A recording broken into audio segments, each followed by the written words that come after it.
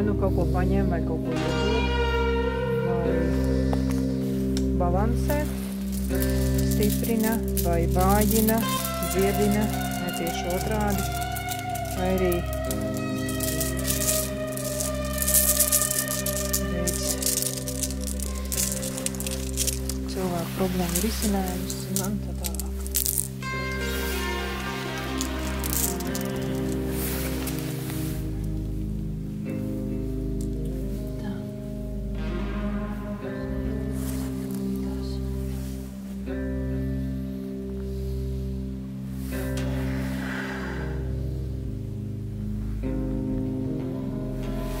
Tā, enerģija viennozīmīgi te nāk i no augšas, i no apakšas. Tas ir no zemes un no kosmosa.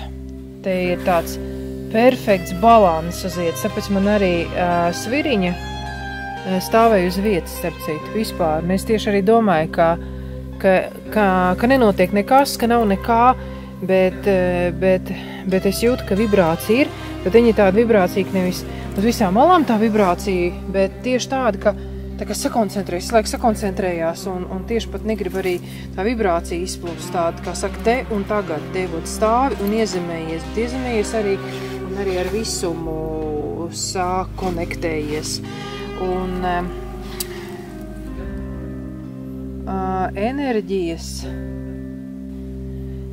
enerģijas tādas tolerantas, tādas, viss, kas ir saistīts ar cilvēku labu uzvedību, gudru, prātīgu domāšanu, taktisku domāšanu. Modernajā pasaulē teiktu gudra sportisti ar savu taktiku, tā apmēram. Grūti jau pateikt ir to, ko es redzu un dzirdu. Bet ko šeit cilvēku pasaulē tā nav. Un tāpēc man ir ļoti grūti noraksturot un pateikt, kas tas tāds ir pa enerģijām, bet šādas enerģijas. Tā ka šeit var atnākt, pasēdēt, padomāt, sakārtoties, iezemēties, konektēties ar visumu.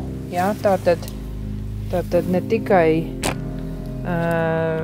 stabilizēt sev dziednieciski un materiāli, bet arī ar prātu, viss tā vienlaicīgi. Jā, vienu piebildīšu. Šeit ilgi nedrīkst atrasties, jo tas viss var būt par daudz. Šeit ilgi nedrīkst atrasties, te var atrasties, tātad noteiktu, tā kā terapija, tā kā fizioterapija, mēs taču arī nedrīkstam pa ilgu, jā, tur procedūrā sēdēt, tāpēc atnākt šeit un sakārtoties, pateikties, iet mājās, bet šeit ir labi atbraukt varbūt arī kāzeniekiem, jā, kāzas svin tad pārim garīgi meklējumos vai garīgumu cienošu pāris, jā. Bet tāds, mēs teikt, tāds savstarpēji attiecību tolerants pāris, nevis tādi, kas smēķē, kas dzer, jā, kas uzvedās tā tur pa gaisiem pūt un palaid, tā kā. Tad šeit tik un tā, tas tā arī kāda ies, tāda izies, jā. Kanālam ir jābūt tomēr vaļā. Šī ir tāda vieta, ka te kanālam tomēr cilvēkiem jābūt vaļā.